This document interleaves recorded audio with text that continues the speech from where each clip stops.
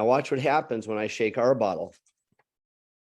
I don't know if that's picking up on the microphone, but you can hear the shake. And when I stop shaking and hold the bottle up, you will see there is no soapy suds. So what do you think is better to put in your carpet? Especially if you're a homeowner and you're using your Hoover or your rug doctor, whatever home machine you may have. Once you put that in your carpet by their instructions, which are to fill up the tank, spray it out, and suck it up. Well, terrific. It may look good for a while, but there's a missing step there. You've just put a soapy residue in your carpet, a soapy solution in your carpet, and you've just vacuumed it out.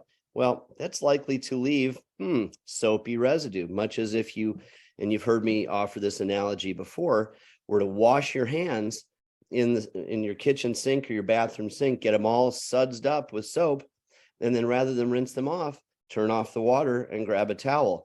Well, we all know what our hands would feel like if we were to do that. And we know that as we went through the next 5 or 10 minutes of our normal activities, exactly how much grit and soil would be on our hands. They'd feel terrible.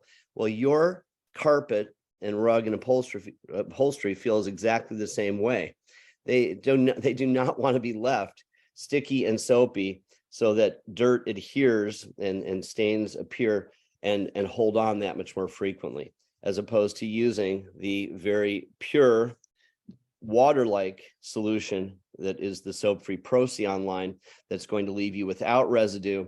You're going to do the job, get terrific results, and you're going to leave it without residue, without the soapy sticky.